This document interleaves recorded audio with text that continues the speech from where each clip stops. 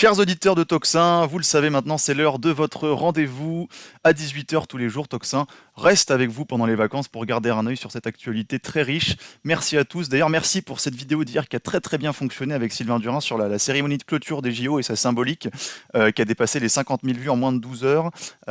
Et puis voilà, qui nous rapproche toujours plus, chers amis, des 200 000 abonnés. Abonnez-vous s'il vous plaît, puisque nous sommes à 500 abonnés à peine des 200 000. Et voilà, fêter cette semaine les 200 000 abonnés, ce serait très symbolique. Moins d'un an après la création de Toxin, c'est tout simplement du jamais vu dans l'histoire des médias alternatifs. Donc voilà, si cette chaîne vous plaît, si vous voulez la pousser, mettez des pouces sous cette vidéo et puis abonnez-vous parce que vraiment, c'est notre seule manière pour nous d'être visibles. Alors aujourd'hui, actualité très riche, j'ai l'honneur pour analyser cette actualité d'inviter Guilain Benessa. Bonjour Guilain. Bonjour Valentin, bonjour. Bonjour et merci d'être avec nous aujourd'hui, de prendre sur vos temps de vacances, ou en tout cas du mois d'août pour analyser l'actualité politique, puisque voilà, la trêve olympique est terminée. Alors je vous présente quand même, pardon, Guilain Benessa, même si les auditeurs de Toxin commencent à vous connaître assez bien. Voilà, docteur en droit, avocat, auteur de 2 derniers ouvrages pour lesquels on vous a reçu la saison dernière sur Toxin. Le référendum impossible, comment faire taire le peuple, et puis On marche sur la tête, la France, l'UE et les mensonges, tous les deux aux éditions L'Artilleur, le dernier étant coécrit avec Guillaume Bigot. Et je suis très heureux de vous avoir aujourd'hui, Guilain Benessa, puisque la trêve olympique est terminée. Voilà, cette trêve olympique qu'Emmanuel Macron nous avait demandé à la classe politique, juste après avoir lui-même dissous l'Assemblée nationale. Et donc, elle est terminée, et il va devoir, en tout cas selon tout le monde, choisir un Premier ministre et nommer un gouvernement dans les conditions que l'on sait, avec cette Assemblée complètement éparpillée, ces rapports de force qui sont assez flou, hein, puisqu'on ne voit pas aujourd'hui quelle majorité peut se dégager. Donc voilà, on va analyser ça aujourd'hui. D'abord, je voulais vous faire réagir à 2 propos d'Emmanuel Macron récents. La première, c'est qu'il s'est réjoui que la dissolution ne gâche pas les Jeux Olympiques, en ayant lui-même décidé la dissolution et lui-même décidé les Jeux Olympiques, ça pose quand même beaucoup de questions. Et puis la deuxième propos qu'il a tenu, c'était hier devant un parterre, je crois, de bénévoles ou d'anonymes des Jeux Olympiques, où il explique que la vraie vie, c'était ce qui s'est passé pendant les Jeux Olympiques. Il expliquait que on ne voulait pas revenir à la vraie vie d'avant et que la vraie vie, c'était les Jeux Olympiques. Donc, c'est-à-dire un monde complètement clôturé, où on a une société du spectacle permanent, où le pouvoir est complètement diffus, où il y a une surveillance de masse. Donc voilà, ça pose quand même des questions sur le monde rêvé d'Emmanuel Macron. Voilà, qu'est-ce que vous pouvez nous dire de ces 2 phrases? Et puis ensuite, on va aller sur évidemment les formations du gouvernement et les rapports de force dans les assemblées nationales. Alors, je vous rejoins sur comment dire, sur le renversement. Il y a une histoire de renversement macronien. En même temps, quelque part, avec renversement aujourd'hui, c'est-à-dire que les JO sont devenus la vraie vie pour lui, et la vraie vie est en réalité des Français, des vrais Français, j'ai envie de dire, non pas des Français de l'Élysée ou du Français de l'Élysée. La vraie vie des Français est très loin des JO. Donc, il y a vie en société. Finalement, les JO ont été une parenthèse rêvée pour le macronisme, parenthèse rêvée pour de multiples raisons. Alors, vous avez raison. Il y a d'une part l'idée que la surveillance généralisée, vous savez, les débats sur le QR code qu'on a eu à Paris durant les JO, le fait que finalement aussi Paris était tout sauf Paris. Moi-même qui ne suis pas parisien, j'étais à Paris durant les JO, enfin oui, durant l'entame des JO, et j'ai constaté que on avait globalement beaucoup d'étrangers qui étaient à Paris pour du tourisme. Les Parisiens ayant vidé Paris en fait comment dire, de Paris, j'avais l'impression, c'est peut-être une impression personnelle, mais et que Paris n'était plus vraiment Paris. En tout cas, Paris sans des Parisiens, avec beaucoup de contrôle à la base, beaucoup d'étrangers. Finalement, la ville était vidée, et quelque part, on a un paysage qui ressemble au macronisme, c'est-à-dire une ville pacifiée par le seul fait qu'il y ait des forces de l'ordre partout, c'est-à-dire qu'on évite les problèmes, hein, on évite, je veux dire, on vide Paris de sa substance, on met en place les conditions d'une espèce de Paris rêvé, qui est un Paris ultra sécurisé, dans lequel il ne se passe rien en dehors des choses, qui est l'événement de l'année, c'est-à-dire du point de vue sport pour les Français. On a une cité qui est sacrifiée par du pain et des jeux pendant 2 semaines, et par l'apparition d'un hors-sol qui a remplacé la vraie vie parisienne et la vraie vie générale.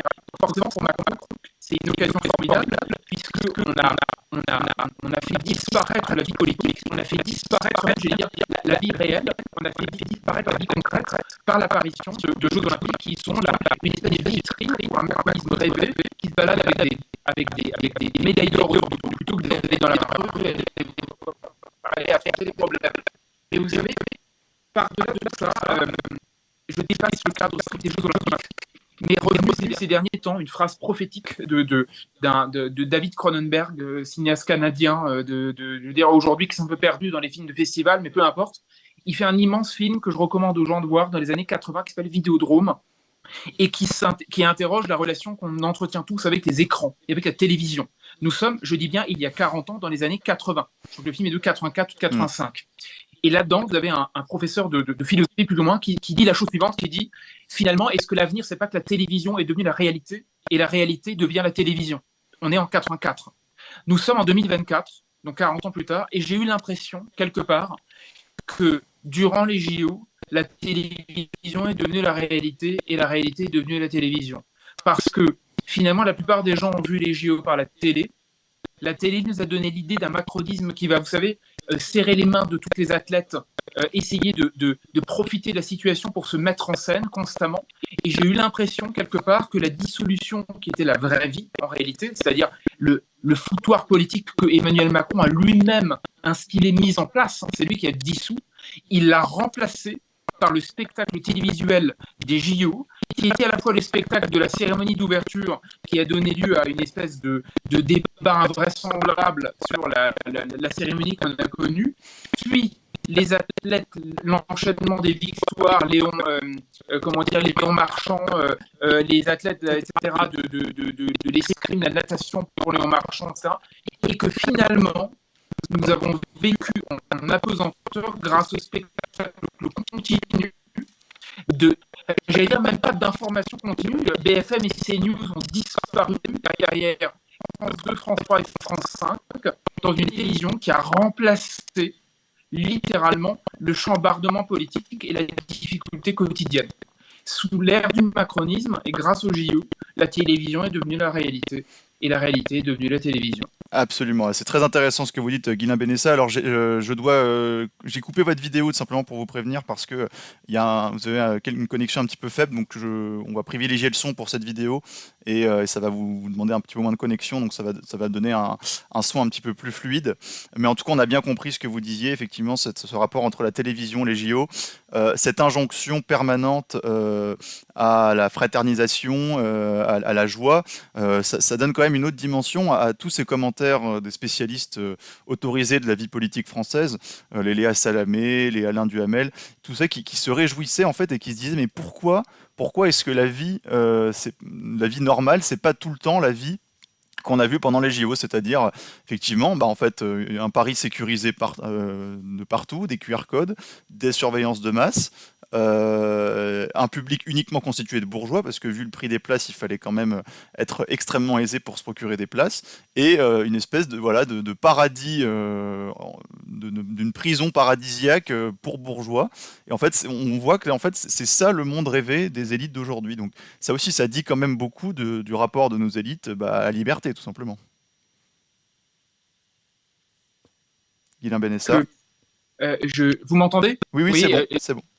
C'est très juste ce que vous dites, d'autant plus que dès que les JO ont frappé, dès que ça démarrait, je précise, je raconte pas ma vie là-dessus, mais étant patriote, je veux dire, j'arrive pas à ne pas me réjouir lorsqu'on a des athlètes, je veux dire, d'un talent qui porte haut les valeurs françaises, ou la France plutôt, et d'ailleurs je parle de Léon Marchand notamment, vous savez, qui spontanément nous permettent de communier avec des athlètes, je veux dire, qui portent haut ces valeurs et cette espèce d'identité. Moi, je suis d'accord avec ça. Je ne peux pas m'empêcher de me réjouir. Je ne suis pas un pisse-froid, vous voyez, devant les JO. Il y a quelque chose qui fonctionne. Mais, et là où je vous rejoins tout à fait, c'est que ces JO-là, j'ai eu le sentiment, moi, de les vivre dans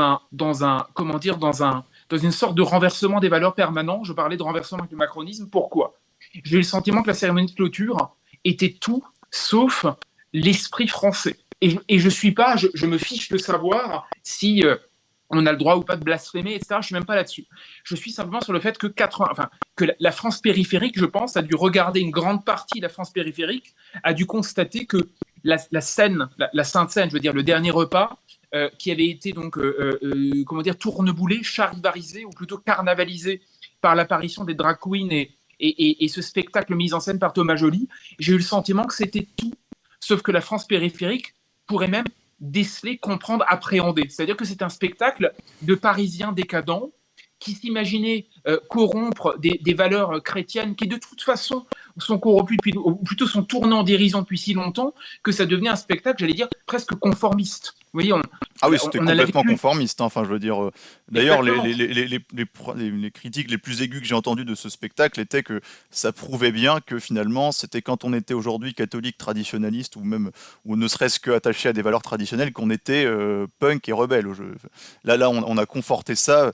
Quand on arrive à afficher ces valeurs-là sur la cérémonie la plus vue au monde, c'est que quand même, on est tout sauf anticonformiste.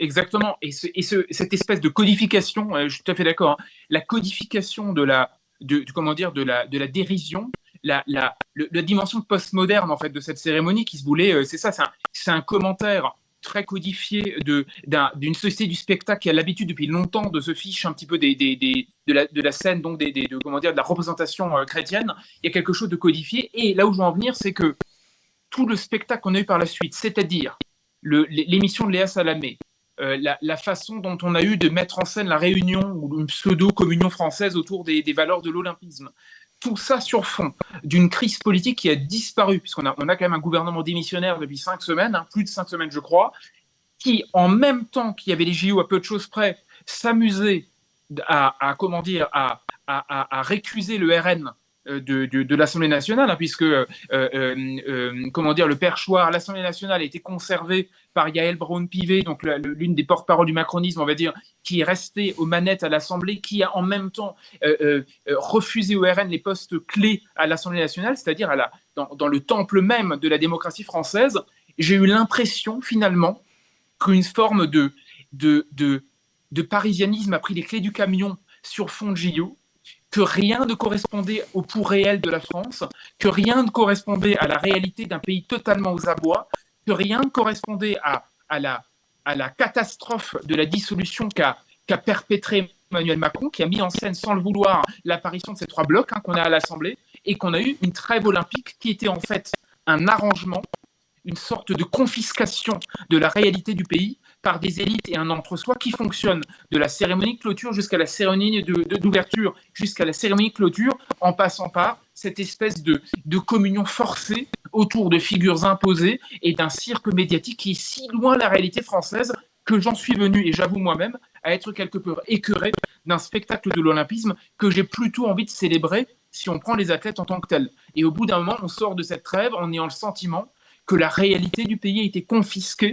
par une élite qui est macronienne, non pas, et là j'en finis avec ça, mais je trouve ça fondamental, des élites macroniennes qui ne sont pas macroniennes parce qu'elles aiment Emmanuel Macron. Moi, je me fiche de savoir si Léa Salamé est macronienne. C'est beaucoup plus profond que ça. C'est qu'en réalité, les élites françaises sont devenues macroniennes parce que la Macronie, c'est la troisième mi-temps des élites en train de mourir.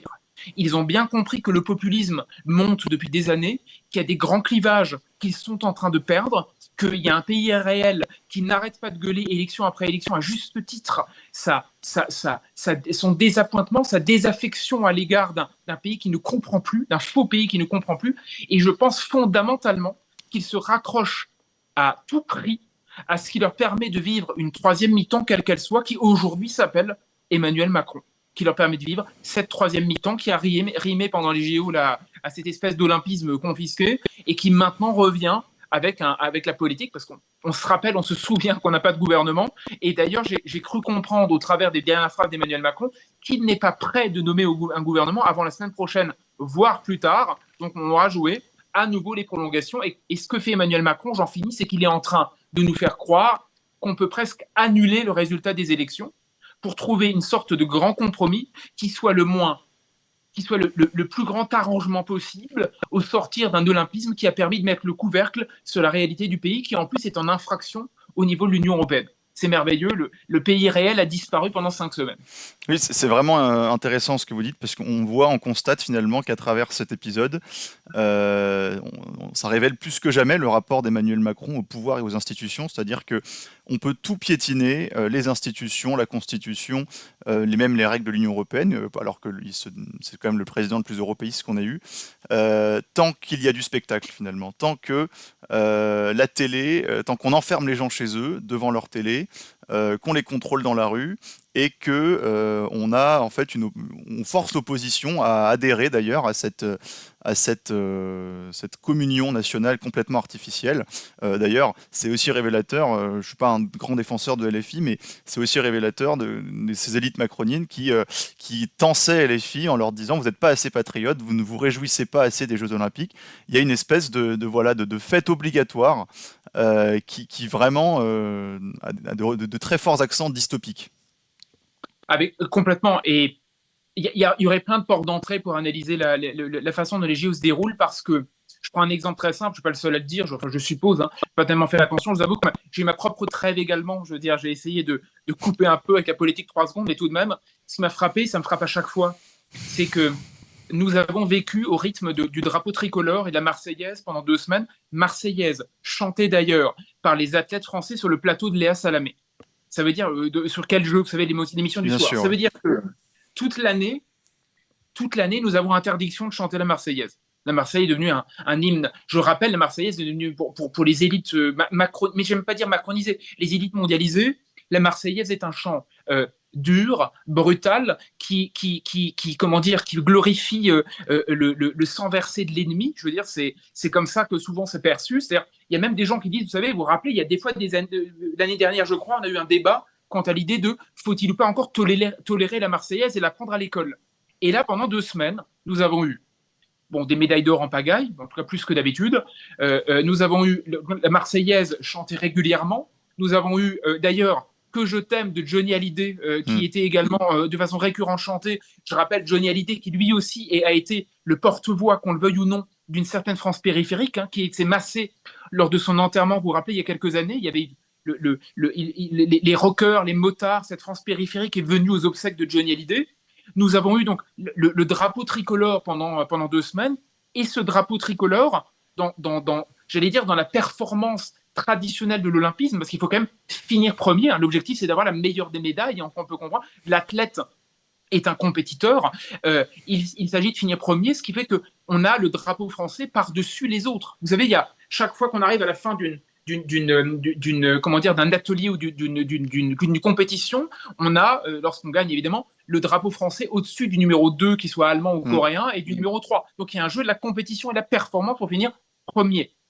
Et j'ai trouvé, et c'est le scandale que nous vivons depuis des décennies, c'est qu'on nous oblige à désapprendre les valeurs du patriotisme au nom même de l'européanisme et du mondialisme, puisqu'on nous dit en fait, nous pouvons nous dissoudre dans une culture mondialisée dont l'Europe est le porte-parole, le porte-flambeau, c'est-à-dire il n'y a plus de valeur locale, il n'y a plus de valeur nationale. Nous devons devenir... Habermas rêvait de ça. Vous savez, ce grand philosophe allemand qui est le philosophe européen disait il faut remplacer le patriotisme par ce qu'il appelait le patriotisme constitutionnel, c'est-à-dire un patriotisme sans valeur, sans substance, sans identité, sans ancrage national.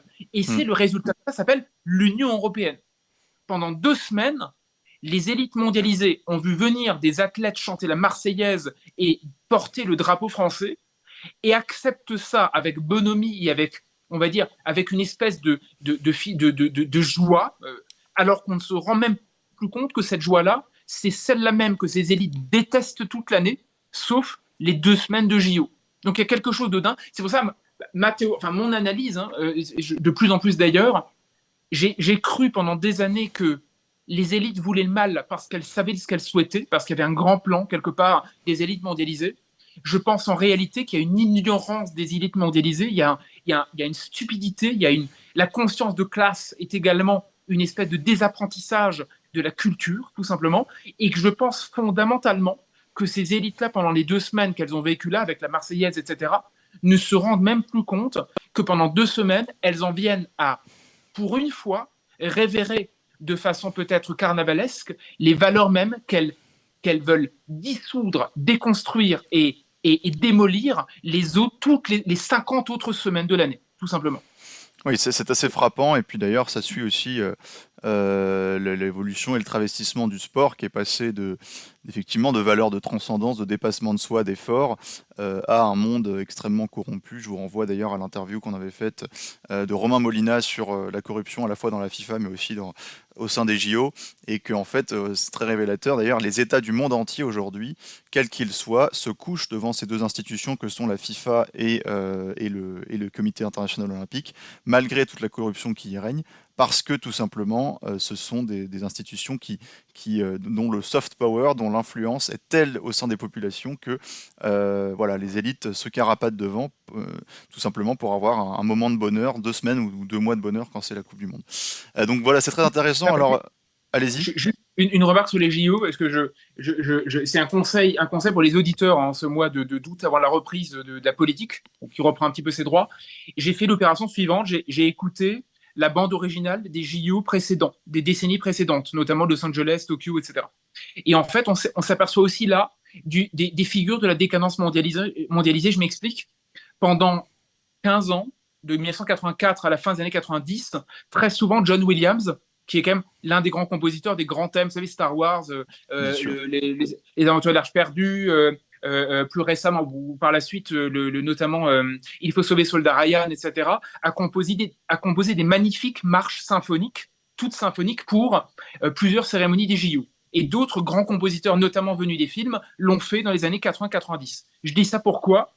Parce que si vous prenez la cérémonie d'ouverture des JO et la pauvreté des arrangements musicaux que nous avons, si en plus on reprend globalement la scène, le travestissement de la scène, la mise en scène de Thomas Joly, le cavalier de l'Apocalypse qui est venu durant la cérémonie d'ouverture ponctuer le tout, etc., même le show que nous avons vu en 2024, et j'enlève encore une fois, je ne suis pas sur un point de vue moral, je suis sur un point de vue de qualité, on va dire, de cérémonie, il y a quelque chose de décadent à savoir que nous avions des marches symphoniques il y a 40 ans et que nous finissions tout ça avec la pauvreté de 2024 de ce que nous avons vu en ouverture et en clôture de JO.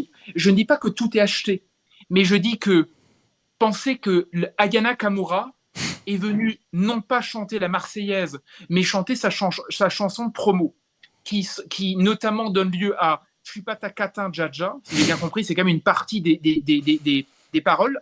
Et moi, j'ai fait l'opération de réécouter donc les marches de John Williams, un arrangement d'Angelo Badalamenti pour la cérémonie d'Atlanta, je crois, et donc plusieurs choses qui ont été composées au début des années 2000, même Basile Polidoris, un immense compositeur américano-grec, de se retrouver avec une cérémonie, avec des chansons promo d'Ayana Kamura, je veux dire une chanson promo, je me suis dit, mine de rien, l'Olympisme de version 2024, c'est quand même un spectacle de la décadence qui, qu'on le veuille ou non, est extrêmement embarrassant.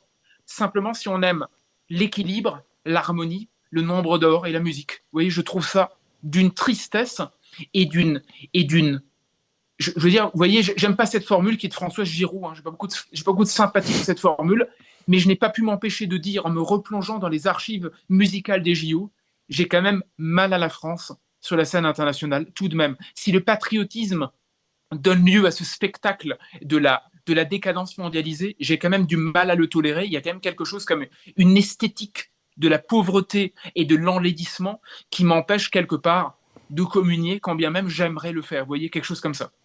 Bah écoutez, c'est des paroles très fortes, mais qui sont largement compréhensibles et que je partage.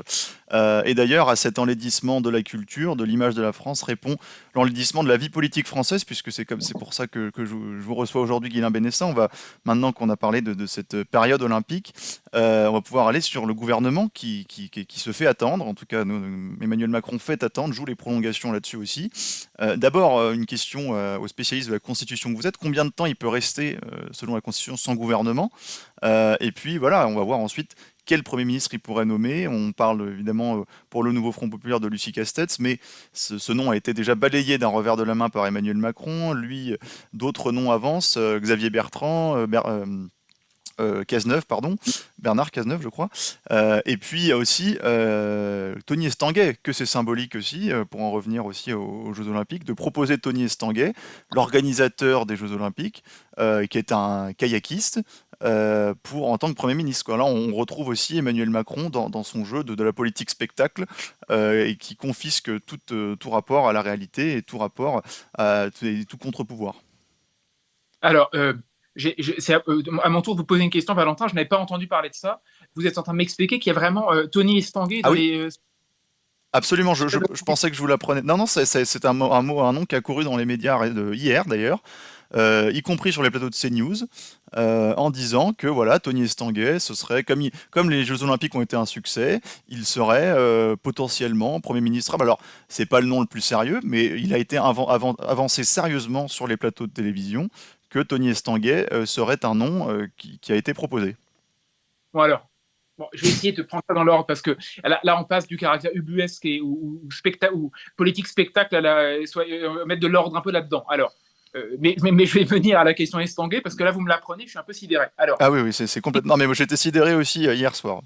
non, je veux dire, là, vous savez, quelque part, juste petit propos préliminaire, quelque part, vous savez, et je dis la même chose depuis 7 ans, donc je l'ai déjà dit à votre antenne, avec vous, avec Clémence, plusieurs fois, j'estime qu'il faut juger les commentateurs, les observateurs ou les gens qui essayent de réfléchir la politique française, c'est mon cas, enfin, j'espère, il faut les juger en fonction des erreurs commises et des erreurs de diagnostic. Et quand on se trompe, il faut dégager. Vous voyez, je suis un dégagiste, si je puis dire. Donc, si je disais des conneries depuis 7 ans, j'espère bien que j'arrêterai de les dire.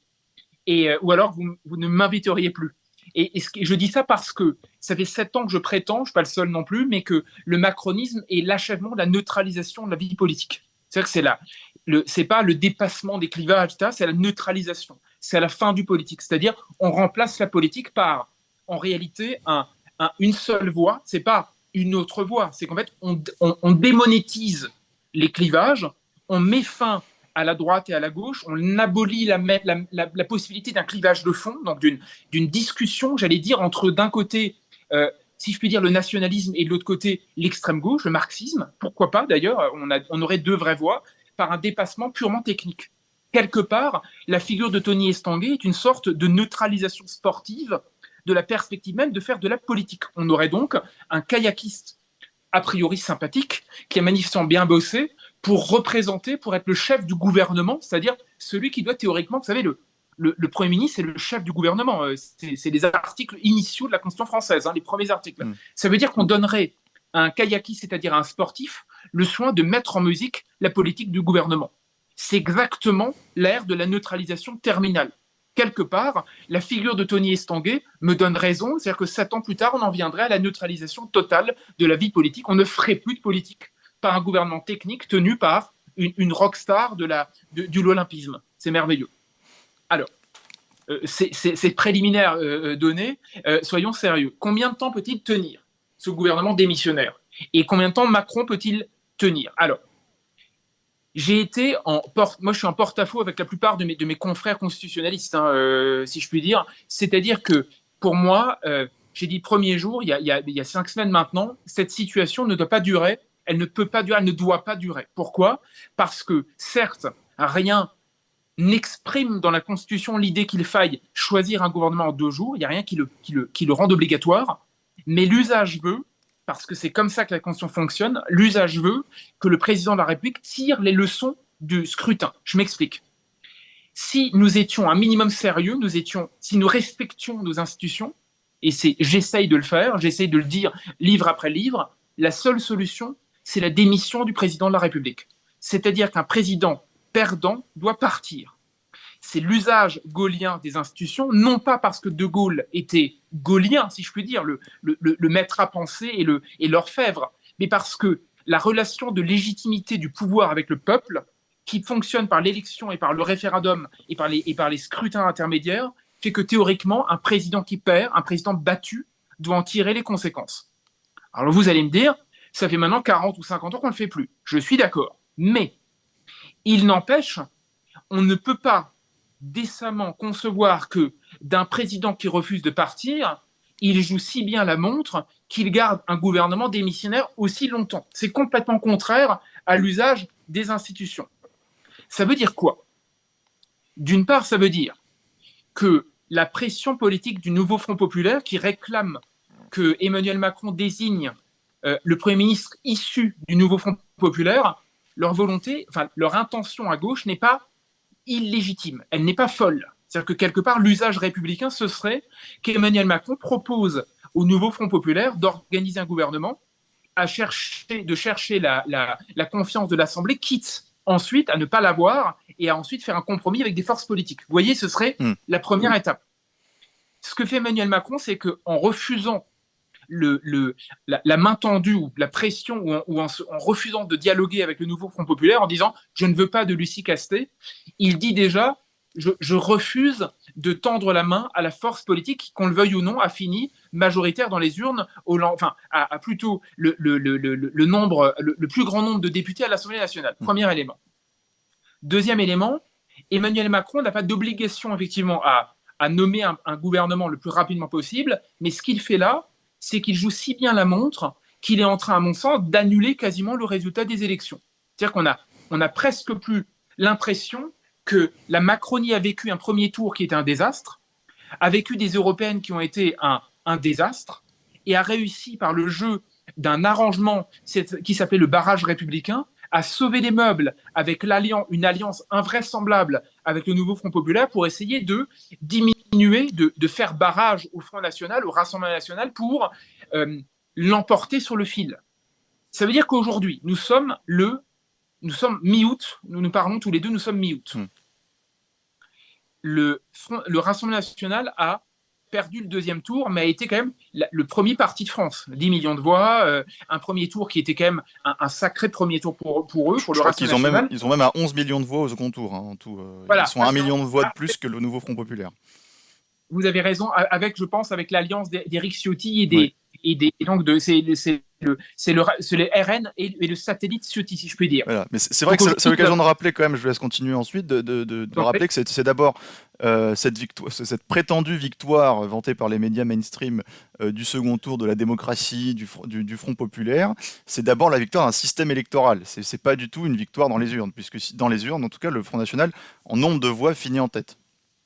Ah, mais complètement. Oui. Déjà, il y aurait beaucoup à dire là-dessus, sur le fait que pour moi, ce qu'on appelle le barrage républicain s'appelle le triomphe en fait, s'appelle le triomphe peut-être de la démocratie libérale, mais contre la démocratie elle-même. Puisque, qu'on le veuille ou non, on a un parti qui fait 11 millions, et je vous laisse, franchement, qu'on se trompe de 200 000 voix tous les deux, Valentin, aujourd'hui, ça change strictement rien à l'affaire. Absolument. Ça signifie que le premier parti de France, on a fait le nécessaire, j'allais dire, le système a fait le nécessaire pour le balayer.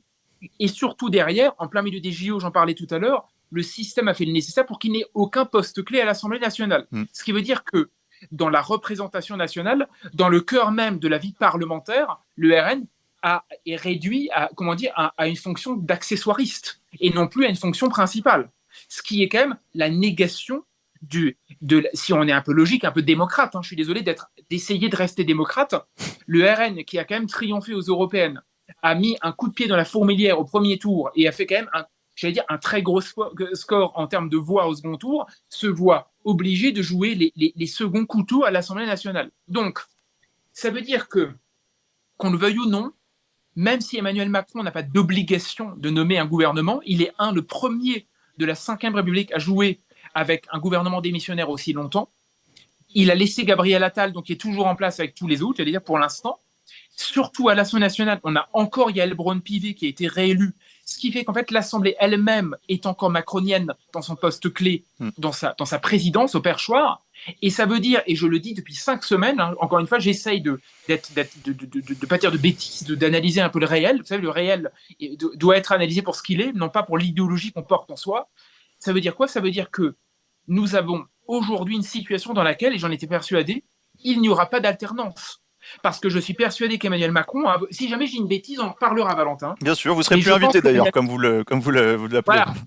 Je pense qu'Emmanuel Macron est en train de trouver une voie de sortie, et je dis la même chose depuis 5 semaines, soit avec une figure de gauche Macron compatible, soit avec une figure de droite Macron compatible, ce qui fait qu'au bout, qu'il s'appelle Bernard Cazeneuve, ou Michel Barnier, ou Xavier Bertrand, ou n'importe quoi, nous aurons une figure qui fera partie, on va dire, d'un ensemble de personnages politiques qui étaient tout sauf ceux que les Français souhaitaient voir émerger lors des élections législatives. Imaginez, et j'en finis avec ça, je suis un peu long, mais non, vous faites bien. On aurait dû faire un sondage, demander aux Français au premier tour des élections législatives, qui ont été le résultat de la dissolution d'Emmanuel Macron. Les Français ont voté très largement pour le Rassemblement national et, on va dire, en second temps pour, il faut le rappeler quand même, les LFI de Jean-Luc Mélenchon, qui sont quand même la force motrice, qu'on le veuille ou non, du NFP. Hein. Le PS, c'est quand même une blague par rapport à la puissance de frappe de la France insoumise depuis plusieurs années, qu'on soit clair. Ça veut dire qu'on a un pôle très puissant qui était le RN et un pôle à l'intérieur de la gauche puissant qui était les LFI. Or, Prisca Thévenot vient de nous dire, le porte-parole du gouvernement, Prisca Thévenot vient de dire le 12 août sur Sud Radio qu'il s'agissait, dans la lignée de la lettre à Macron du mois de juillet, il s'agissait toujours au mois d'août de trouver un gouvernement fondé sur l'arc républicain, c'est-à-dire hors RN et hors LFI. Ça veut dire sans la première force à droite qui fait 11 millions de voix et sans la seule force à gauche qui soit un moteur du nouveau Front populaire. Et pour moi, c'est très simple. Ça veut dire qu'au bout, nous aurons un gouvernement Macron-compatible. C'est la réconciliation, on va dire, de la droite pro-Macron et de la gauche pro-Macron. Ça veut dire qu'au bout, nous aurons la reconduction d'une Macronie qui penchera, qu'elle soit de droite ou de gauche, qui penchera de toute façon pour la reconduction de la Macronie que nous avons depuis 7 ans. En gros, on a fait quoi?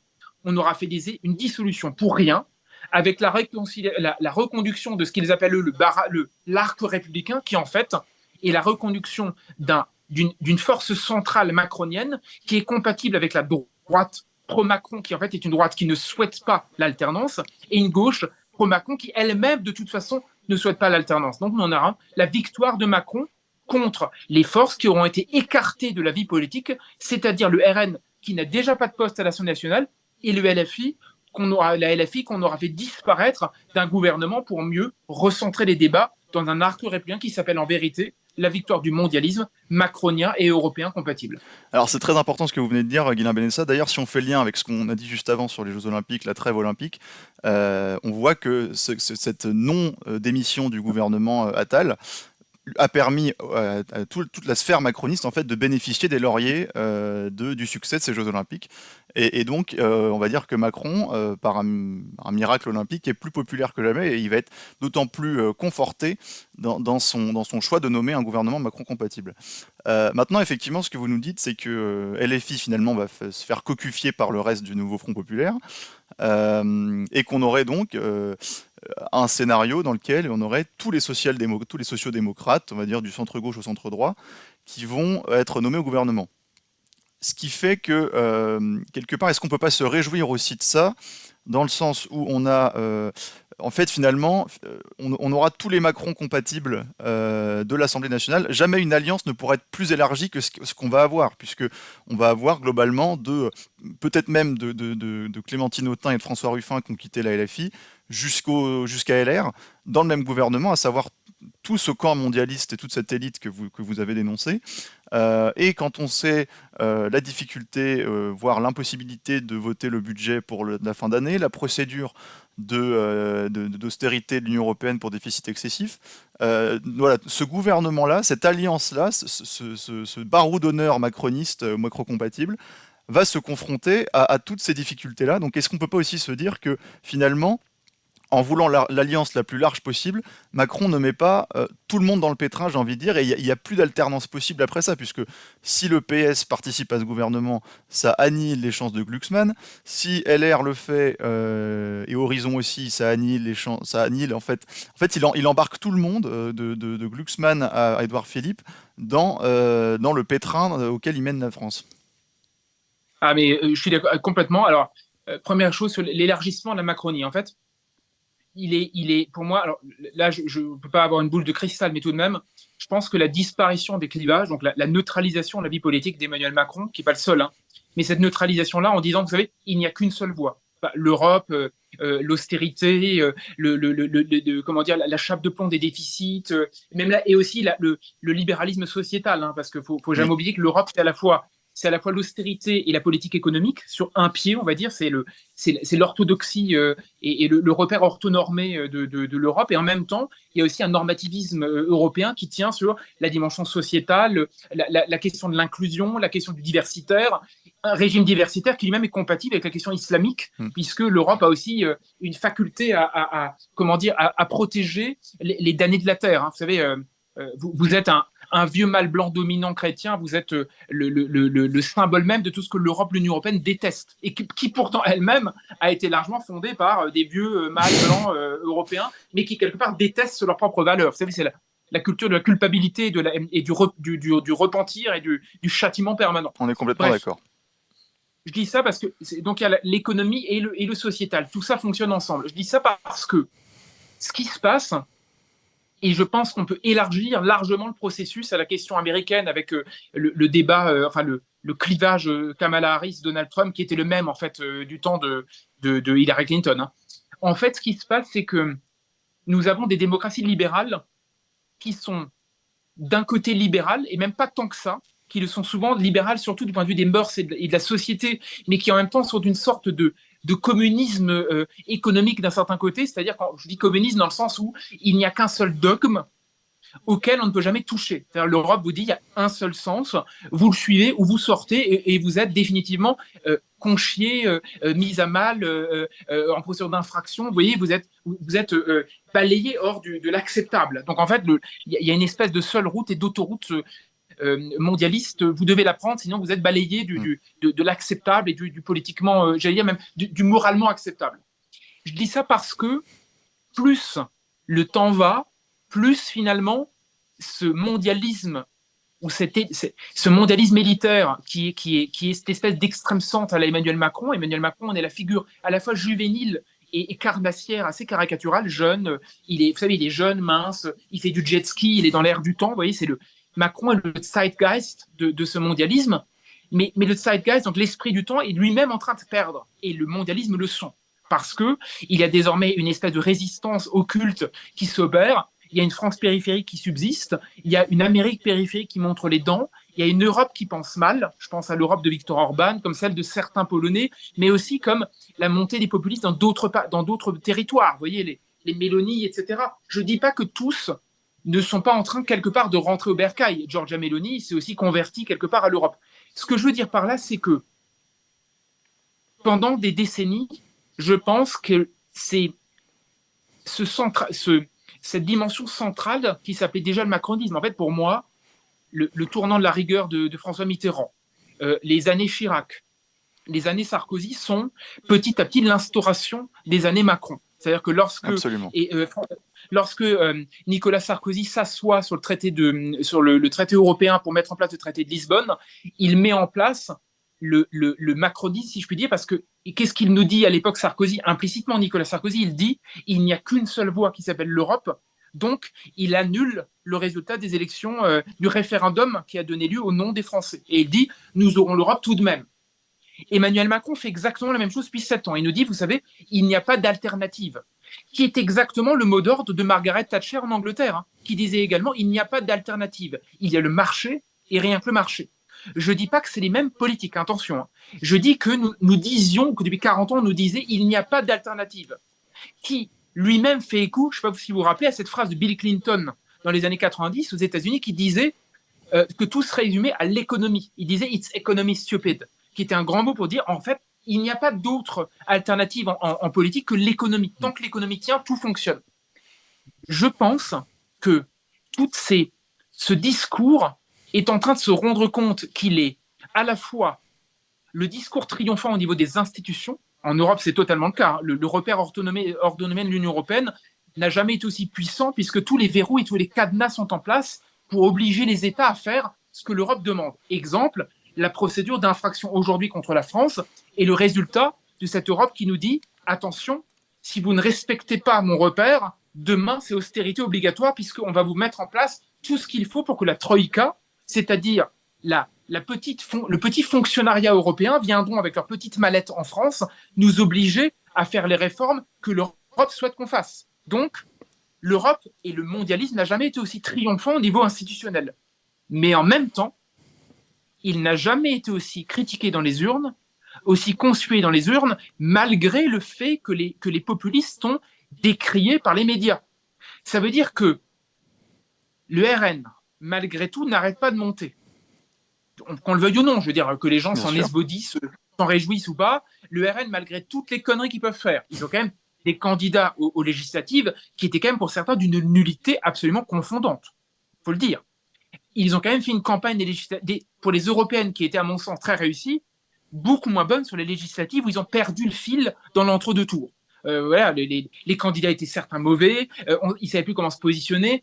Je pense qu'ils ont voulu tout d'un coup rétro-pédaler sur la réforme des retraites, vous vous rappelez, en disant finalement, est-ce qu'on reviendra sur la réforme des retraites? C'était beaucoup moins sûr. Donc, quelque Mais part, ils se sont assis si je peux me sur leur permettre, propre promesse. alors que tout le monde, enfin tout le monde, en tout cas des électeurs attendaient une forme de radicalité, puisque maintenant c'était entre guillemets eux ou Macron, bah, ils ont cherché à être le plus lisse possible pour assurer, au détriment de leur crédibilité, et parce qu'on donc les médias ont fini par pointer leur revirement. Exactement, exactement. Donc je pense que ce spectacle-là donne lieu finalement à un rétrécissement de la pensée mondialiste, c'est-à-dire que Macron, qui pensait être majoritaire quelque part au début, se retrouve en ultra-minorité, plus cette espèce de mise en minorité du mondialisme devient criante, plus ce mondialisme, cet extrême centre, doit trouver des alliés qui sont en fait des alliés qui lui ressemblaient depuis très longtemps, qui étaient les mêmes. C'était déjà, je suis désolé de le dire, bonnet blanc et blanc bonnet. Hmm. C'était ce que disait, vous savez, à l'époque de la campagne pour le référendum de 2005 sur la Constitution européenne, il y avait déjà le même problème, c'est que finalement, le système politique pensait de la même façon. On avait, vous rappelez, cette couverture de Paris Match où François Hollande trônait avec Nicolas Sarkozy, bras dessus, bras dessous, avec le même costume, la même cravate et la même dégaine, si je puis dire, sur la pensée européenne. Et je pense de plus en plus que plus cet extrême centre est minoritaire dans les urnes, plus il cherche à des stratagèmes pour rester en place. Exemple, le barrage républicain, espèce de barrage invraisemblable pour mettre le RN de côté et voire écarter le RN des postes clés à l'Assemblée nationale, ce qui veut dire qu'en même temps que dans les urnes, la gronde vient, plus la désaffection est forte, plus même par certains aspects comment dire, l'abstention est massive dans certaines élections, beaucoup d'élections d'ailleurs. Plus le référendum a disparu, je veux dire, depuis des décennies, on a donc un rétrécissement de la base électorale du macronisme, une disparition dans les urnes de cette espèce d'hypothèse de l'extrême centre que les gens ne veulent plus, plus ce macronisme doit élargir son axe, puisqu'il est de plus en plus seul, il est de plus en plus mis à mal, et plus il va trouver tous les alliés potentiels qui signifient le PS, les écolos compatibles avec la Macronie, les LR compatibles avec la Macronie, Xavier Bertrand, etc. Ce qui fait qu'au bout, le résultat, il est simple. À l'issue de la dissolution, les gens rêvaient, beaucoup de Français rêvaient d'un coup de balai. C'est clair. Toutes les études le montraient. Les gens, à 60% environ, je crois, dans les études, dans les sondages, voulaient voter avant tout, pour dégager la Macronie, avant même de voter contre le RN. Ça veut dire que la première obsession des gens, c'était de dire cette dissolution doit nous permettre de dire bon, maintenant la Macronie, c'est plus possible. Or, au bout du bout, nous avons une Macronie qui est en train de mettre en place les conditions d'une survivance et d'une conservation des clés du camion pour mettre à l'écart tous les autres. Ça veut dire quoi? Ça veut dire qu'au bout, tous les partis et les forces politiques que les peuples ne veulent plus font le nécessaire pour mettre en place des outils, soit par les médias, soit par les institutions, soit par les procédures d'infraction, soit par les repères méthodiques, soit par les clivages idéologiques pour ne pas confier les clés à autre chose qu'à la seule voie qui puisse pour eux être concevable. En gros, ça veut dire quoi? Ça veut dire le peuple dehors, on gardera les clés, même si le peuple ne veut plus. C'est pour ça qu'on n'en a plus rien à foutre de la démocratie. Petit à petit, je pense. Je le disais sur votre antenne il y a 2 ans, je crois, ou il y a 1 an, pardon, lorsque vous avez lancé Toxin, me semble-t-il, septembre dernier. Je suis persuadé qu'à terme, la pensée de l'extrême centre est une pensée de la disparition du levier démocratique. Pour l'instant, on fait disparaître l'essence de la démocratie, c'est-à-dire l'alternance. Il n'y a plus que des gens qui pensent la même chose à l'intérieur du système et on met à l'écart ceux qui pensent mal, entre guillemets.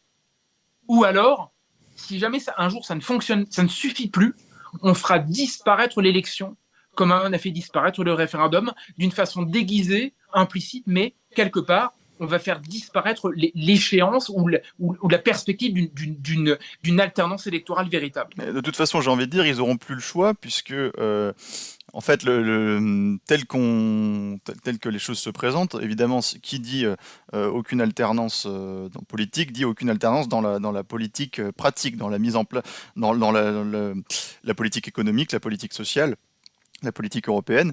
Et le fait est que le RN finalement est obligé de monter puisqu'il récupère progressivement toutes les classes sociales qui sont appauvries et abandonnées à la misère par la politique économique macroniste qui est toujours plus décret de déficit et en fait finalement de transfert d'argent entre les classes les plus pauvres et les 1% les plus riches.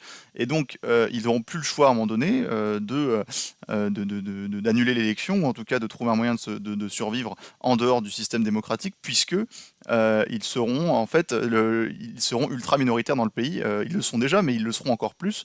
Et en fait, ça va être soit une alternance de gouvernement avec brusquement une arrivée du RN au pouvoir, parce que à moins de faire plus de 50% des électeurs, ils ne peuvent pas arriver au pouvoir, parce que le système électoral a tout pour l'empêcher, l'effacer de la vie politique malgré les résultats des scrutins.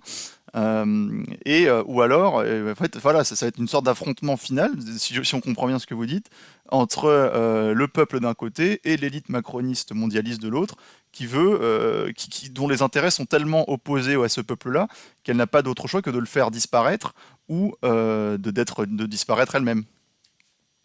Oui, alors complètement. Alors, là où j'ai un paramètre, et c'est paramètre qui me rend un peu toujours un peu. J'essaie d'être nuancé parce que c'est compliqué.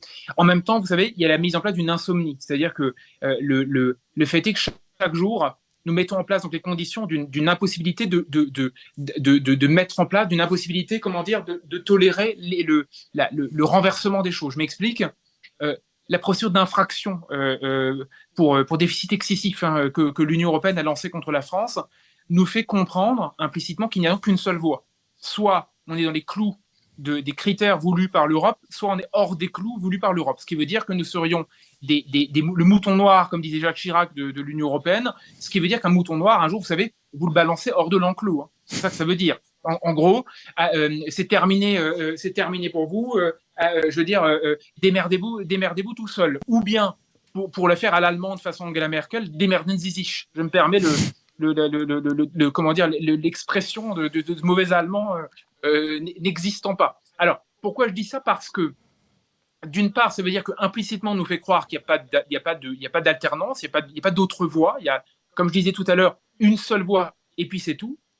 Et en plus, ce que ça induit, je pense, à la fois une colère, c'est clair. D'ailleurs, il y a une vraie colère dans le peuple de France, je veux dire, qui subsiste depuis longtemps, hein, qui crie, je veux dire, de temps à autre son désespoir, que ce soit les gilets jaunes, les agriculteurs, ou même une France du quotidien, je veux dire, qui pleure depuis longtemps, qui s'aperçoit dans sa vie concrète que depuis 40 ans, on lui a promis prospérité, bonheur, libre-échange et tout ce que vous voulez, et qui s'aperçoit que les factures augmentent, que l'électricité n'en peut plus, que le gaz a augmenté, que les charges sociales augmentent, les petits patrons qui se suicident. Je veux dire, tout ça est une vie concrète, la vie réelle que la Macronie ne veut pas voir, n'envisage pas. Et finit par D'ailleurs, dire. depuis 48 heures, pardon, il y a des articles innombrables qui sortent sur différentes pénuries. Alors, les pénuries de médicaments dans les pharmacies. On a ces pannes de Canadair en plein milieu de l'été qui sont incapables de gérer les incendies dans des forêts. On a évidemment les hôpitaux, les pénuries dans les lits d'hôpitaux, des infirmières et tout. Donc vraiment, là, comme par hasard, depuis 48 heures, on se rend compte qu'il y a des choses qui vont mal dans ce pays. Mais absolument, ça va totalement dans ce sens. C'est-à-dire, rien ne va, et pourtant, depuis 40 ans, on nous dit tout ce qu'on vous promet que ça ira mieux. C'est ça le problème, c'est que c'est quand même la trajectoire européenne, la trajectoire mondialiste, en fait, l'état de droit qui va de pair avec, vous savez, le fait d'avoir une espèce de pacification des relations sociales. On a confié les clés du camion aux experts, aux sachants, à ce monde qui sait mieux que nous. Vous voyez, il y a toute presque une oligarchie de fait qui s'est installée tout en haut, on va dire, de l'échiquier, qui a remplacé le politique à l'ancienne, et aussi la nation, également l'identité. Ce que je veux dire par là, c'est que il y a d'un côté évidemment un clivage de fond qui est perçu depuis longtemps, qui est criant, comment dire, et qui crie son ras-le-bol, que ce soit sur les ronds-points ou sur ailleurs, c'est clair, enfin, on le voit constamment, mais, et là j'ai un vrai pessimisme peut-être foncier, c'est que en même temps, voilà, je fais du Macron, du Emmanuel Macron, vous m'excusez, mais en même temps, je crois aussi à l'empire Netflix et au réseau, on va dire, à cette espèce d'insomnie généralisée qui est provoquée par, évidemment, la prolifération des écrans, la puissance de frappe, par exemple, des JO par la télé, je veux dire, qui endort les âmes, vous voyez, et de plus en plus, je ne sais pas si au bout, les gens auront envie, un peu comme Keanu Reeves, vous savez, dans Matrix, d'avaler la pilule rouge pour aller au fond du terrier. Vous voyez, je ne sais pas si, comme la pilule rouge façon Alice au Pays des Merveilles, je ne sais pas si au bout, quelque part, il y a cette insomnie et cet endormissement ne va pas provoquer une espèce d'arrêt complet des consciences. Il y a un moment, vous savez, on appuie sur le bouton off et on se laisse aller, je ne sais pas. Ce qui est clair, c'est que pour reprendre le fil de la trajectoire française et de la trajectoire des pays en fait, qui sont pris là-dedans, ce qui me frappe surtout, et là je vous rejoins sur la question de la pénurie par exemple, c'est qu'en réalité, nous avons mis en place une institutionnalisation fondée sur l'extrême centre et sur le mondialisme. Nous avons une politique qui fonctionne sous ce seul repère depuis 40 ans, qui nous emmène tout droit vers la banqueroute, vers l'abîme et la faillite. Et pourtant, ce sont les mêmes qui réclament chaque jour qu'on aille encore plus vite vers l'abîme, au nom de repères qui n'ont jamais rien donné, au nom de signaux qui sont négatifs et qui conduisent au bout à la désindustrialisation, à la paupérisation, au déclassement et à la mort des classes, notamment la classe moyenne, je veux dire, qui se réduit de plus en plus, au déclassement général et à l'obligation de faire croire à un avenir aux classes modestes par le biais de l'assistanat. Tout ce qui nous reste, c'est la pompe à fric par le biais du RSA pour faire croire, on va dire, aux prolétaires de prolétaires que l'État est encore là pour leur donner 600 balles par mois pour faire semblant de leur donner un coup de main. Mais tout ce qui est productif, tout ce qui est production de richesse, tout ce qui permet l'allant, tout ce qui permet qu'un pays est fou en lui-même, disparaît et est englouti par ceux-là même qui nous disent continuons dans ce sillon, continuons à aller de l'avant, acceptons la procédure d'infraction parce que de toute façon, c'est le seul choix possible pour vous apporter prospérité, bien-être et je veux dire, et économie véritable. Vous savez, mon dernier bouquin, vous le rappelez, s'appelle On marche sur la tête. C'est exactement ça. C'est la déconstruction d'un système qui nous a vendu toutes les promesses et aucune de ces promesses ne s'est réalisée. On se réveille et on voudrait pourtant avoir foi dans ceux-là même qui nous disent depuis 40 ans ça ira mieux demain. C'est ubuesque et pourtant ça se poursuit. Oui, vous avez raison. Alors, je pensais pas qu'on irait jusque-là dans cette analyse, mais c'est très très intéressant. On va y aller puisque finalement c'est même plus intéressant parce que ça rend finalement tout le jeu politique dérisoire quand on sait que, vous avez raison, il s'agit d'une attaque qui est pas seulement politique, qui ne vise pas seulement à priver la France de souveraineté, mais qui vise à priver les Français de leur anthropologie. Et quand vous parlez de l'empire Netflix, de ce divertissement absolu, ça renvoie aussi à la déchéance de la notion de responsabilité. C'est-à-dire que finalement, on est très bien capable aujourd'hui d'avoir un peuple qui préfère se vautrer dans son canapé à regarder des séries ou à regarder n'importe quel programme, plutôt que de voir la réalité en face, et qui finalement préfère d'ailleurs réclamer de l'État un divertissement, qui dit réclamer un divertissement dit aussi réclamer des prestations sociales, le fait de pouvoir de la nourriture. Et donc en fait on a une sorte de peuple qui est complètement avachi, voilà, ça assombrit en tout cas nos espoirs pour ce qui concerne une perspective collective. Donc est-ce que si vraiment ce constat est celui-là, le constat que vous faites est celui-là, on a encore une chance ou on a encore intérêt à croire en la démocratie? Vous savez, il y a l'une des paroles d'Emmanuel Macron, pas que d'Emmanuel Macron, mais des politiques de droite et de gauche depuis maintenant des dizaines d'années, grosso modo, j'ai oublié le détail, mais le chronologique, hein, c'est de lutter contre la fracture numérique. Vous savez, Oui. c'est notamment pour d'ailleurs, le petit, ce que j'ai dit, enfin, c'est vrai d'ailleurs que lorsque Emmanuel Macron a prétendu tirer les fils du premier tour des élections législatives, je ne sais pas si vous vous rappelez, il a fait un discours après le premier tour, je crois qu'on est mardi ou mercredi dans l'entre-deux tours, il prononce un discours, il répond à la presse, et dans les réponses qu'il donne à la presse, l'un des premiers objectifs que se fixe pour les années à venir dans son quinquennat, c'est la réduction de la fracture numérique. Il est d'accord là-dessus. Ça veut dire qu'au moment même où les gens votent, je veux dire, aux législatives, le grand balai, en tout cas, nombreux de ceux qui le souhaitent, on revient sur la fracture numérique. Je dis ça parce que j'en pense profondément. Alors là, peut-être que je vais peut-être être explosif, j'en ai strictement le seul impact réel numérique, il y a évidemment des aspects positifs, je n'en reste pas d'accord, je vis évidemment dans discussion tous les deux, grâce à il y a 15 ans, la perspective d'enregistrer comme celle-là est inexistante, désormais on peut faire c'est merveilleux. Mais, et il y a un immense mais, je pense que dans la tête de nos élites, lutter contre la fracture numérique mettre en place la 4, la 5G, la 8G, demain la 12G si on veut, pour abreuver les armes de la consommation, de la culture de la consommation, de l'instantané et du diversitaire assumé. C'est-à-dire qu'en fait, en gros, ça veut dire quoi? Vive Amazon Prime, vive Netflix et vive tous les succès qui vont en découler, parce que si Netflix demain, je sais que Netflix perd un peu le chiffre d'affaires, semble-t-il, il y a une discussion sur la qualité des contenus, ces agrégateurs ou ces producteurs de contenu. Peut-être qu'aujourd'hui, on vous dit Disney+, etc. Peut-être qu'effectivement, il y a une petite chute de régime, mais il n'empêche, chaque jour qui passe, la perspective de broyer les âmes par la diffusion du numérique à tout craint, par la propulsion des réseaux sociaux, par le fait que fondamentalement nous soyons destinataires de plus de contenu, de tutoriels en ligne, ça vient à dire aux gens et à émettre dans les âmes l'idée que ce signal-là remplace le signal d'une vie véritable, c'est-à-dire une vie qui soit une vie politique, une vie de clivage, une vie de résistance, une vie qui soit contre l'ère du flux. C'est pour ça que là où je veux en venir, c'est que, je ne sais pas si je vais un peu trop loin, trop vite en besogne, mais la liquidité, le flux, est ce qui est en train de mettre à mal une vie de la solidité, de l'équilibre et du caractère concret du monde. Vous savez, pourquoi est-ce que les élites gueulent contre l'identité? C'est parce que l'identité, c'est l'ancrage et la fixité. C'est ce qui fait que fondamentalement, les choses sont ce qu'elles sont. Vous n'êtes pas sans le savoir, vous avez visité la France à vélo, vous avez fait un tour de France, Valentin. J'ai pas encore lu votre livre, qui est d'ailleurs sur ma pile, je veux dire, récente, donc je vais m'empresser de le lire dans les prochaines semaines. Donc je présume que vous avez traversé la solidité du monde. C'est-à-dire ce qui fait que la couleur, l'équilibre, l'harmonie du monde subsiste. Or, chaque jour qui passe, la liquidité et le flux remplacent là de façon à faire croire aux gens que le réel, c'est pas ce qu'ils voient, que le réel, c'est autre chose.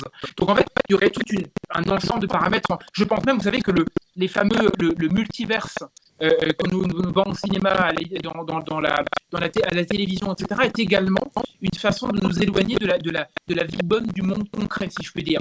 Je dis ça pourquoi? Parce que sur le fond, Emmanuel Macron, s'il parle de fracture numérique, s'il cherche à tout prix des alliances avec le centre-gauche, le centre-droit, ou même la gauche et la droite de l'arc républicain. Ça veut dire qu'en fait, la social-démocratie et la démocratie chrétienne, qui sont en fait deux faces de l'absence d'alternance. En gros, tous ceux qui ne veulent rien changer au monde politique tel que le paysage politique est en train de le mettre en place.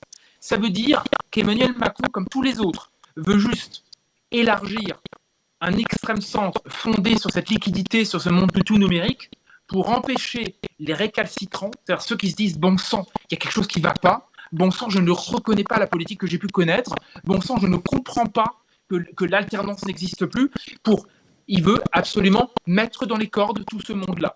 Et si je puis me permettre, vous savez, si on prend un peu de champ sur ce qui se passe actuellement, beaucoup de gens disent, quelque part, c'est pas mal, la France doit découvrir une culture du compromis. C'est-à-dire qu'Emmanuel Macron il est en train de parlementariser le régime. Vous savez, il est en train de faire que les partis doivent trouver un arrangement, la gauche, la droite, etc., pour trouver des alliances d'appareil, c'est-à-dire des coalitions.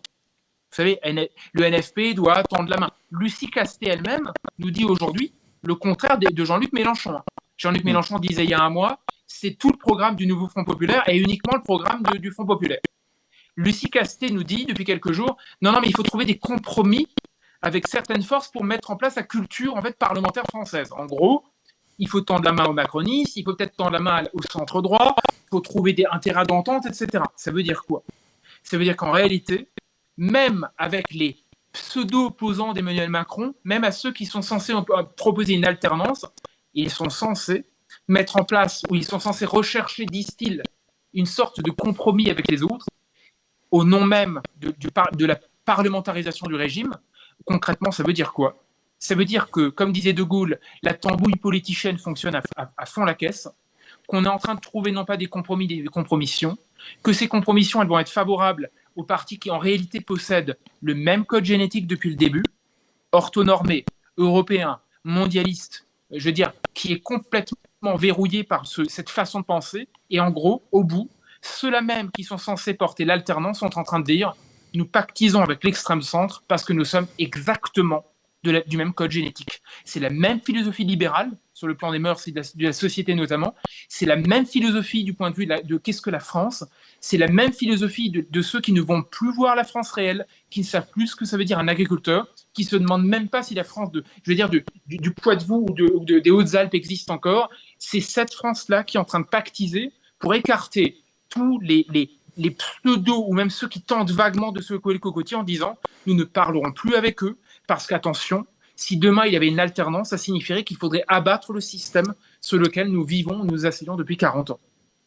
Oui, voilà, donc des perspectives vraiment assez sombres. On ne viendra malheureusement pas trop chercher d'espoir avec vous aujourd'hui, Guilain Benessa.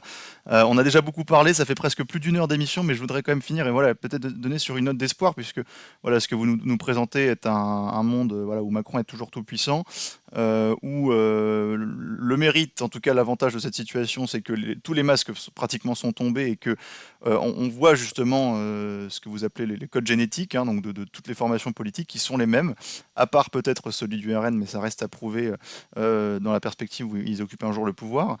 Mais quel scénario, est-ce que vous prévoyez quand même un scénario possible dans lequel les choses pourraient ne pas se passer comme cela, dans lequel un monde, peut-être un homme providentiel, je sais que vous en avez beaucoup parlé sur Toxin, puisse réveiller ces masses-là endormies, ces masses avachies devant leurs écrans, pour essayer voilà, de rétablir une situation. Alors on sait qu'en 1940, la France était dans une situation peut-être au moins aussi pire, mais encore une fois, cette situation, disons que l'anthropologie des Français n'était pas attaquée à ce moment-là, et donc il y a quand même une situation qui est différente.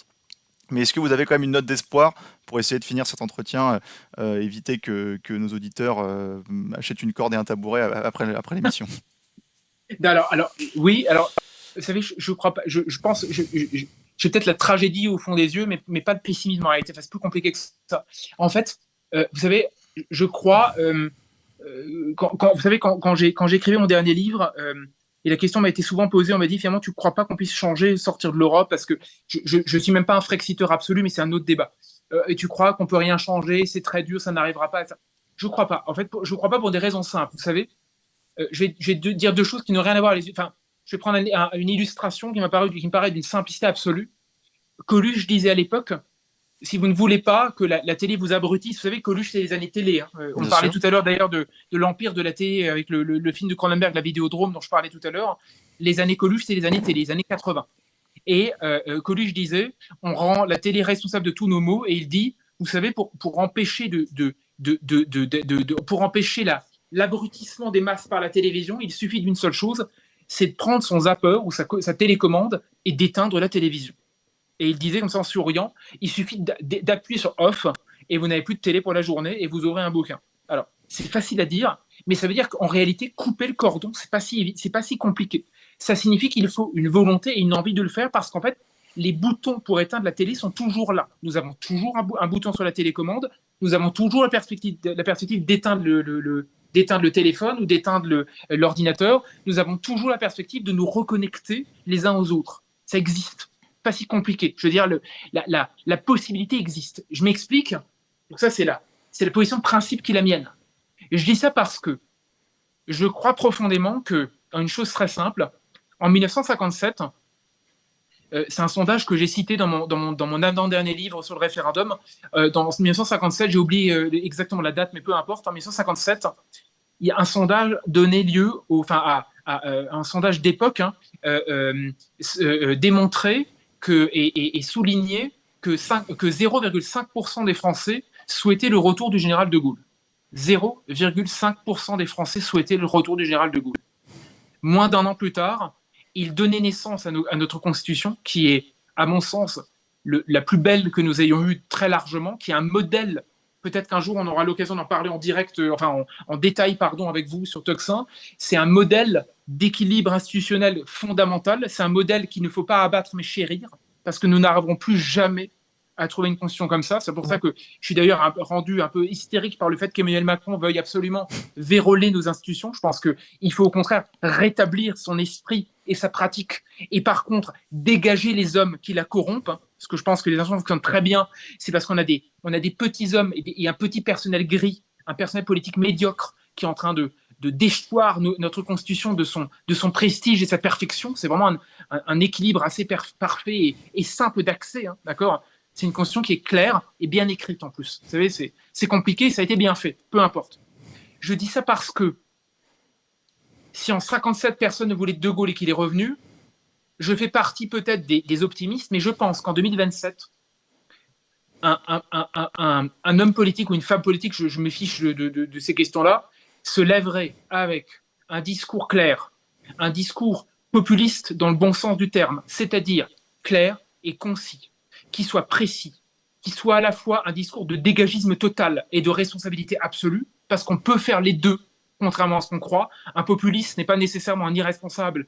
Et j'allais dire, les responsables ne devraient pas oublier qu'ils sont eux-mêmes d'odieux populistes par certains aspects, à promettre tout et n'importe quoi sans jamais pouvoir le réaliser.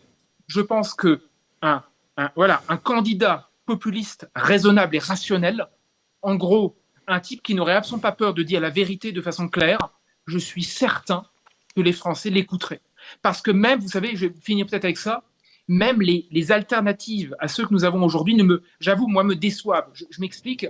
Concrètement, si nous prenons le personnel politique français, nous avons, Oui, j'allais vous dire parce que c'est quand même, faut quand même passer en revue le personnalité politique oui, français et ces noms là, Lucie Castex, Xavier Bertrand, Bernard Cazeneuve. non mais ça, Vous imaginez l'incurie quand même de ce personnel politique parce que même Lucie Castex qui est censée être là, personne la connaît malheureusement. La seule chose qu'on sait d'elle, oui, c'est qu'elle est mariée à une femme. On sait très bien, ça ne dit rien de ses compétences. Et même dans l'opposition, je ne sais pas ce que vous pensez. Enfin, vous l'avez dit d'ailleurs sur Toxin quand même de Jordan Bardella et du personnel du RN. Il y a quand même un manque, en tout cas, de profondeur politique oui. et de vision de l'État, quoi. On a presque l'impression que malheureusement le RN est un peu devenu la caricature de l'opposition et c'est mondanisé en voulant à tout prix ressembler au pouvoir en pensant que c'est ce qui attire les Français. Oui, je suis tout à fait d'accord avec vous. Vous savez, si je balaye le spectre politique, alors c'est facile à dire comme ça.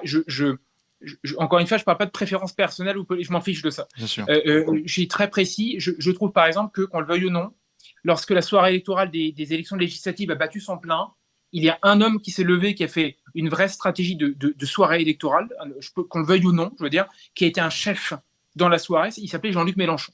Mm. Jean-Luc Mélenchon, 5 minutes après le premier tour, et il avait déjà fait, lors de précédents scrutins, il a évidemment une conception, c'est une propagande d'extrême gauche très nette, hein, très claire, hein, mais il le fait avec une hauteur de vue de celui qui sait très bien les outils à partir desquels, à la fois idéologiques et conceptuels, à partir desquels il parle. C'est-à-dire il a un logiciel bien formé, parce que je pense qu'il est cultivé, qu'il sait parler à ses troupes et qu'il sait quels mots employer.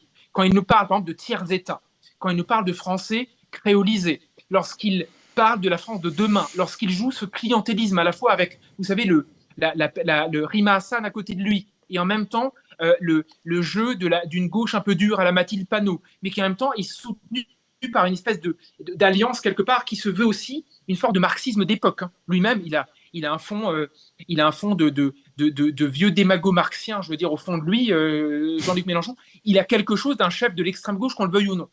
Là où je veux en venir, c'est que à droite, nous n'avons dans cette stature-là personne. À l'extrême centre, ils ont évalué Emmanuel Macron, qui, il faut être clair, lui a parfaitement intégré l'idéologie post-nationale d'un type comme Jürgen Habermas. Hein. Je pense que Macron est un lecteur de cette philosophie, pour moi, à la mort Molyneux. Hein. Pour moi, Mm. le jet clair, je l'ai beaucoup lu, Habermas. J'en ai parlé dans un de mes bouquins. Je trouve que c'est la fin de la philosophie comme moi je l'entends. C'est-à-dire, la philosophie de la déconstruction, pour moi, c'est en fait la philosophie de la sortie de philosophie. C'est-à-dire, je ne donne pas cher de ça lorsque la postérité fera son œuvre. Vous voyez, je pense que c'est une liquidité de la philosophie qui m'intéresse très peu. Et je pense qu'elle n'a aucune postérité. Et si on prend, donc ça, c'est l'extrême centre liquide. Si on pense la droite, normalement, devrait être porteur de chef. Parce que la droite pense l'autorité, la discipline, c'est-à-dire la hiérarchie, théoriquement. Or, la droite n'a pas de chef. Elle est, qu'on le veuille ou non, le dernier chef de la droite s'appelait Nicolas Sarkozy, qui était le dernier à avoir, qu'on le veuille ou non, il était une figure de cette capacité à avoir allié à un moment, pour des raisons à la fois fallacieuses et souvent très communicationnelles et comment dire, et temporaires. Mais il était capable d'avoir derrière lui un homme aussi cortiqué et intelligent qu'Henri Guénoud, qui pour le coup a vraiment une colonne vertébrale. Je veux dire, c'est un gaulliste qui a une colonne vertébrale idéologique très claire, même s'il a dû trahir, je pense lui-même qu'il s'en veut, hein. J'en suis persuadé dans son fort intérieur qu'il n'a pas avec ça, mais il a dû s'asseoir, bouffer son rond de chapeau avec la trahison de Lisbonne, et qui avait également Patrick Buisson à côté de lui, en tout cas un certain temps, qui lui avait aussi une colonne vertébrale idéologique très claire. Je veux dire, un type intelligent, qui avait cette espèce de stature intellectuelle, etc.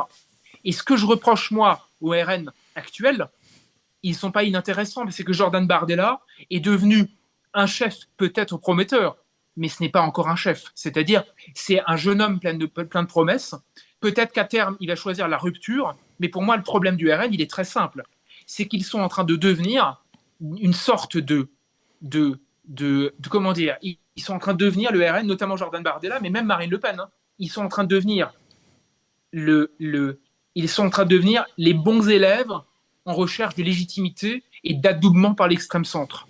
Au lieu d'assumer la rupture, ils veulent être meilleurs qu'eux. Au lieu d'assumer un discours de rupture et de changement, ils veulent jouer la compétition avec leurs concurrents de l'extrême centre. Et Et, c'est pour ça que, par exemple, et si je peux me permettre, ils on y a... arriveront jamais. Cette stratégie est vouée à l'échec pour la simple et bonne raison que l'extrême gauche n'a de raison d'exister que parce qu'elle agite ce torchon antifasciste à longueur de journée. Donc, étant donné que leur diabolisation est la seule manière pour l'extrême gauche et l'extrême centre de survivre, ils n'ont aucune chance d'arriver à un jour à voir l'adoubement du système. Exactement. Alors, complètement. Mais alors, complètement pour plein de raisons. Celle-ci, déjà, je suis d'accord avec vous, parce que ce barrage républicain, il va encore tenir un peu. En tout cas, il sera agité par tout le monde. Et en plus, l'extrême gauche en jouera toujours pour dire que, certes, je pense peut-être mal, mais je pense moins mal que l'extrême droite, qui, elle, est l'extrême droite originelle. C'est-à-dire, vous savez, le mouchoir, enfin, l'hymne antifasciste, c'est-à-dire l'hitlérisation du débat. Vous voyez, quelque part, Marine Le Pen aura beau faire tout ce qu'elle veut, elle sera vue toujours et encore comme Le Pen, c'est-à-dire la méchante favorable à, en gros, je veux dire, l'extrême droite ethnique, raciale, enfin bref, toutes les conneries qu'on entend à Faut chaque quand même fois. se rendre Mais compte que ces élections législatives ont eu lieu quand même après cette période du 7 octobre où on a nazifié LFI pendant toute la période où on couvrait l'actualité entre Israël et Gaza, et que même avec cette actualité-là, c'est quand même Marine Le Pen et le RN qui ont été nazifiés pendant les élections. C'est dire en fait voilà, la diabolisation originelle du RN, quoi.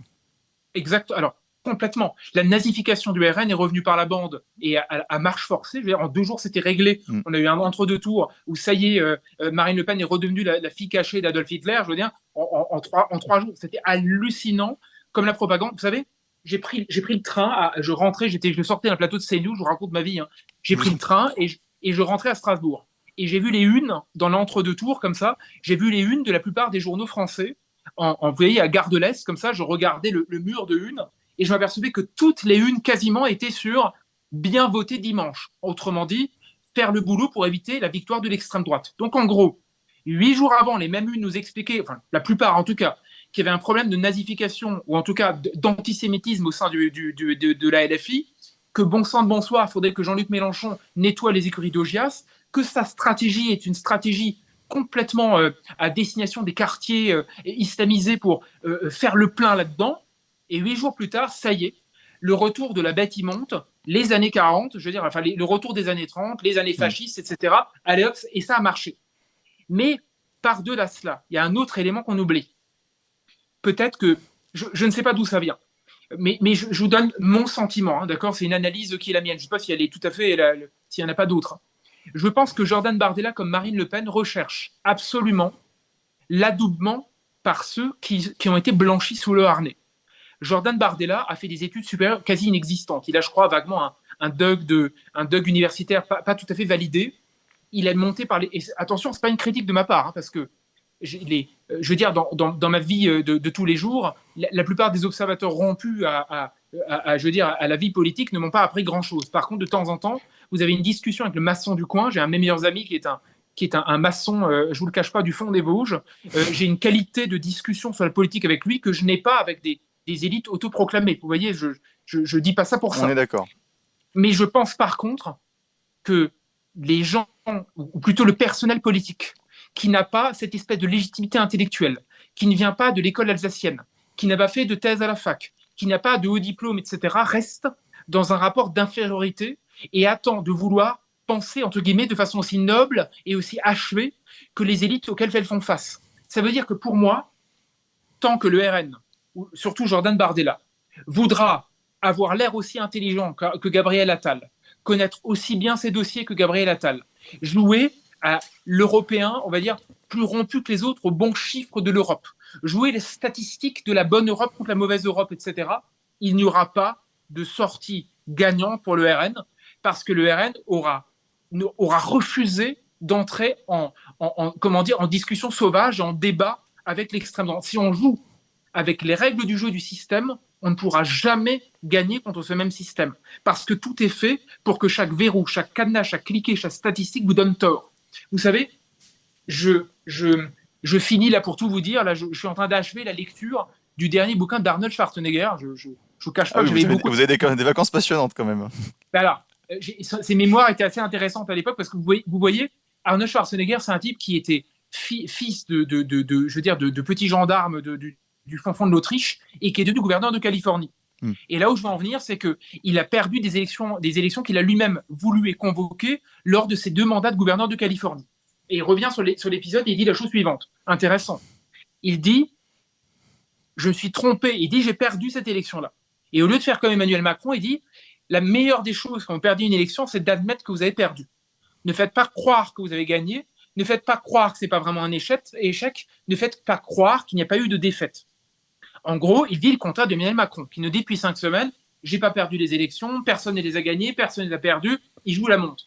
Et là où je veux en venir, il dit la chose suivante, il dit, il n'y a rien de pire que de jouer le jeu du système que vous prétendez combattre. C'est-à-dire accepter la tension, accepter la dissension, accepter le dissensus, accepter de penser mal. Je dis ça parce qu'aujourd'hui, Schwarzenegger n'est pas mon maître à penser, Dieu soit loué, d'accord, mais tout de même, je trouve intéressant, encore une fois, parce qu'il a ce parcours un peu en météorite, si je puis dire, par plein d'aspects différents. Je pense fondamentalement aujourd'hui que le RN et d'autres refusent de penser mal. Ils veulent penser mal en fonction de ceux qui les catégorisent comme étant les malpensants. J'ai envie de leur dire, si j'étais le conseiller en communication de Jordan Bardella, arrête de penser selon le repère orthonormé. Il y a d'autres voies que celle-ci, mais il faut accepter de penser mal, vraiment mal, parce que je pense qu'une majorité de Français rêvent d'avoir un candidat pensant mal, c'est-à-dire qui pense enfin pour moi tout droit et non pas comme ceux qui pensent en marchant sur la tête. Il faut revenir à des gens qui pensent droit, c'est-à-dire qui pensent contrairement à ceux qui nous disent quoi penser depuis 40 ans. C'est pas compliqué, mais il faut se nettoyer le crâne de cette idéologie-là. Vous savez, j'en sais quelque chose. Hein. Moi, j'ai fait tout le parcours clair de la fac. J'ai fait ma thèse à l'université, j'ai continué à la fac là-dedans, je veux dire, j'ai fait mon bac plus 10 tout de même. J'ai rajouté ça des études de philo, je ne raconte pas ma vie, hein, mais j'ai appris en fonction on va dire, de 12 ans de fac, on m'a appris le contraire de ce que je dis là. On m'a dit que l'Europe, c'était merveilleux, que le référendum, c'était un outil populiste, qu'il faut faire attention à qui pose la question, que les juges, c'est plus intéressant que le peuple, il faudra un jour remplacer les mauvaises aspirations, les vils instincts du peuple par l'idéologie, vous savez, de l'oligarchie, de l'Europe, etc. En gros, tout ce que je raconte sur votre antenne depuis maintenant 1 an, c'est le contraire même de ce qu'on a voulu me mettre dans le crâne. J'ai juste décidé de me foutre de la façon dont, fondamentalement, nous sommes formés. J'ai choisi de me déformer, si je peux dire, tout seul. Donc, quelque part, si le RN décidait de se déformer, peut-être qu'il serait plus mal vu encore, mais peut-être aussi qu'il aurait cette assise populaire et cette légitimité naturelle que les gens lui donneraient parce qu'il reprendrait possession d'une pensée qui pense bien, c'est-à-dire qui pense mal. Il faut revenir à penser correctement, c'est-à-dire à arrêter de marcher sur la tête, tout simplement. Oui, ça répond vraiment à un désir profond du peuple et donc on voit bien qu'en tout cas pour l'instant le RN ne souhaite pas cette attitude-là. Alors ils ont quand même, faut leur rendre justice, un intellectuel que je reconnais qui nous fait d'ailleurs l'amitié souvent de venir sur Talk 5 et Jérôme Sainte-Marie, mais qui lui a plus une expertise au niveau de la construction des blocs électoraux, donc ce n'est pas de la communication. Mais en tout cas, voilà, on aimerait bien que du RN ou d'ailleurs émerge une figure d'opposition intelligente, profonde et surtout nette, qui se moque surtout de cette élite qui en plus n'a plus approuvé son incompétence et son désamour de la France. Et donc voilà, on aurait il aurait tout intérêt, toutes les conditions en tout cas sont réunies pour faire émerger quelqu'un qui puisse renverser la situation. Merci beaucoup, Guilain Bénessa. Juste, je me permets, Allez-y, je vous en prie. Valentin, Jérôme Sainte-Marie, justement. Jérôme Sainte-Marie, il m'a fait l'amitié de faire une petite vidéo, vous savez, sur le campus Emera, qui est la plateforme Bien du sûr. RN, sur mon avant-dernier bouquin sur le référendum. Alors, je dis pas ça pour ça, je dis ça parce que c'est mon mot intéressé, parce que lui, c'est un politologue, quelqu'un que j'aime beaucoup, je veux dire, c'est très intelligent. J'aime beaucoup ce qu'il fait, en fait, et ce qu'il tente de faire au RN. Je le cache pas, je trouve qu'il a vraiment une optique intéressante. Je le trouve tout à fait opérationnel et cortiqué, vraiment. Et il a écrit dans son, oui, plutôt il a eu cette petite remarque sur le bouquin, sur le référendum. Il m'avait dit, ou il avait dit sur les réseaux que c'était un bouquin qui soulignait que quand bien même la victoire électorale serait au bout, donc quand même le RN gagnerait les élections, mon bouquin sur le référendum était une façon de bien faire, enfin, était peut-être le meilleur des apprentissages quant à la difficulté qui viendrait après. C'est-à-dire que quand bien même le RN gagnerait, ce bouquin était une espèce de, et c'était gentil de sa part de dire ça, même c'est un peu tragique quand même, que quelque part c'était l'antidote à, à une trop grande réjouissance quant à tout ce qui viendrait après, parce qu'en fait le système allait complètement verrouiller toute perspective de changement. Ce que je veux dire par là, c'est qu'il a un peu raison en disant ça. C'est que personnellement, ce que je fais maintenant, ce que j'essaie de faire dans mes bouquins, c'est de souligner que depuis 60 ans, tous les leviers ont été successivement soit flingués ou corrompus ou tendus, quelque chose comme ça, pour empêcher de modifier la trajectoire. C'est-à-dire que la victoire ne suffit pas. Et pourquoi je dis ça? Parce que si le RN s'est notabilisé pour gagner les élections, peut-être. Mais s'ils se notabilisent, s'ils s'embourgeoisent pour gagner, ça veut dire aussi qu'ils font le nécessaire pour ne rien faire après. Ça veut dire qu'ils auront une victoire qui ne servira pas à changer les choses, mais qui servira une pseudo-alternance qui, de toute façon, vont à nouveau décevoir ceux qui veulent un changement.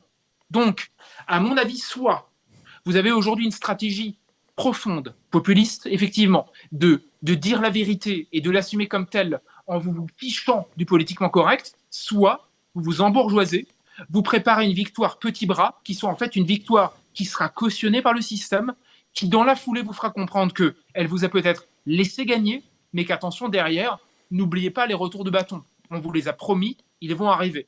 Donc soit vous gagnez en vous fichant du retour du bâton et vous l'assumez comme tel avec une politique claire, soit vous allez au casse-pied parce que de toute façon, vous serez devenu, on va dire, un bon élève au premier rang qui va au bout du compte se retrouver comme le cancre du fond de la classe qu'on va interdire de parler d'une manière ou d'une autre. Oui, et puis avec les dangers que ça implique derrière, puisque effectivement, le RN étant objectivement le dernier parti à incarner l'opposition en France, s'il déçoit les gens qui attendent de lui une alternance et une opposition, il risque aussi de faire disparaître toute perspective d'alternance par les urnes dans la société française. Et donc après, une fois qu'on ne fait plus confiance au système qui nous gouverne, tout est possible, tous les scénarios, même les plus malheureux, sont possibles. Donc on voit toute la responsabilité aussi qu'a le RN à incarner véritablement et à hisser ses actes à hauteur de ses paroles. Puisque s'il incarne, si sa dernière incarnation d'alternance disparaît, eh bien, on ne sait pas ce qui peut arriver ensuite. Exactement. Si la Macronie joue, je le disais tout à l'heure, la troisième mi-temps, elle le fait aussi parce qu'elle sait qu'en affaiblissant les conditions de victoire du RN, elle dit aussi attention au RN, si vous passez, ça va être dur.